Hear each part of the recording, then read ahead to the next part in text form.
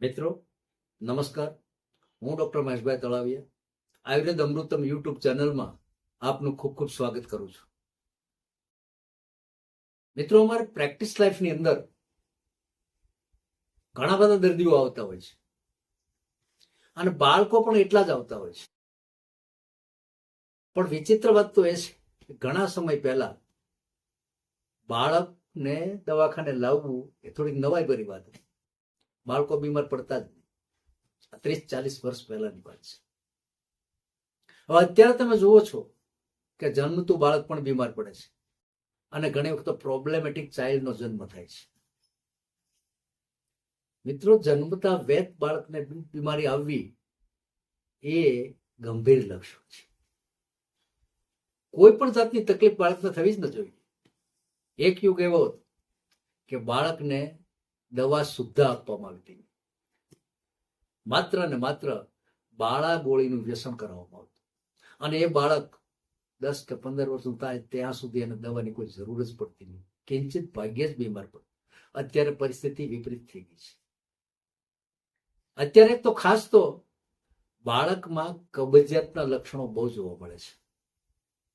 મિત્રો, ગમે તેની ફરિયાદ આવતી, આ બાળક અમારું છે 4-5 દિવસે ઝાડા કરે છે, એકાત્રા જાય છે, કોઈ એને નિયમિતતા હોતી નથી. તો આવા બાળકોની અંદર 3 પ્રકાર અમે વિભાજન કરીએ છીએ.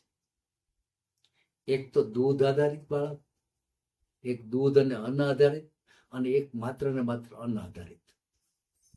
બાળક એકદમ નાનું હોય ત્યારે ફીડિંગ કરતું હોય છે, માનું ધાવણ લેતું હોય છે, અને ત્યાર પછી દૂધ અને અન્ન ઉપર બાળક રાખવામાં આવે છે, અને ત્યાર પછી માત્ર ને માત્ર અન્ન ઉપર બાળકને રાખવામાં આવે છે.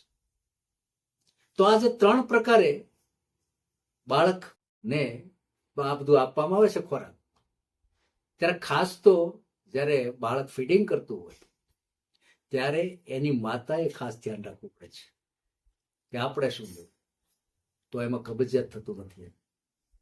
બાળક જ્યારે દૂધ અને અન્ન ઉપર રહે છે ત્યારે વિશેષ કબજિયાત થાય છે. તો ત્યારે બાળકને ખાસ તો કાળી દ્રાક્ષ પાણી એ બહુ અગત્યનું કામ કરે છે, ખૂબ સારું કામ કરે છે.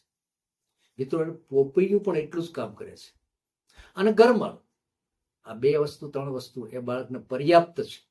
કોઈ પણ જાતની એલોપેથિક દવા આપવી ન પડે અને આ આયુર્વેદિક દવા પણ ન આપવી પડે, સાથોસાથ આટલું કામ થાય છે.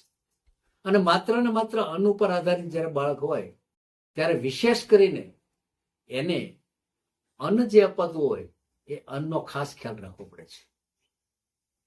વધારે પડતું પાણી છે આપવું પડે છે, એને ફળનો રસ આપવો પડે છે, એને ક્યારેક ઘી પણ આપવું પડે છે, અને એમાં ખાસ તો શીરો એક જમાનાની અંદર ખાસ આપવામાં આવતો, એ શીરો પણ કરી આપવામાં આવે છે. અને અત્યારનો ખોરાક અને ત્યારના ખોરાક ખૂબ રૂપાંતરિત થયું છે. અત્યારે બાળક રોવે અથવા તો બાળક ભૂખ્યું થાય ત્યારે એને ભૂંગળા આપી દેવામાં આવે છે, એને કુરકુરિયા આપી દેવામાં આવે છે, એને બટેટાની વેફર આપી દેવામાં આવે છે. મિત્રો, આવો બાળક છે એ ભવિષ્યની અંદર એને રોગ થયા વગર રહેતો નથી. એનું મુખ્ય કારણ છે કે બાળકને તળેલી ચીજ આપવાની મનાય છે. એમાંય આ તો જંક ફૂડ ને ફાસ્ટ ફૂડ. વિચાર કરો, આ બધી વસ્તુ જે છે એ ખરેખર ઘરમાંથી નાબૂદ થઈ. બાળકનું જીવન છે એ બહુ સરળતાથી પસાર થાય, કોઈ પણ જાતની દવા ન લેવી પડે. એના માટે તો ખાસ ઉત્તમ એ રીત છે કે એને કુદરતી વાતાવરણમાં રાખવું પડે, અને કુદરતી ખોરાક જ એનો ખોરાક છે. ખાસ તો મિત્રો, એને બંધ ડબ્બાની અંદર આવતો ખોરાક બધો બંધ કરવો પડે. આજકાલ તો કેરીનો રસ પણ 12 મહિના મળે છે, અને આ પણ એક મોટામાં મોટું સામાજિક દૂષણ છે. કુદરતે અથવા તો આયુર્વેદના આચાર્યોએ લખ્યું છે કે ઋતુનું ફળ ખાવું એ શ્રેષ્ઠ છે. શિયાળાની અંદર ભરપૂર પ્રમાણની અંદર ફળ મળે છે, એ ફળ તમામ બાળકને આપવો જોઈએ, મોટાને પણ આપવો જોઈએ.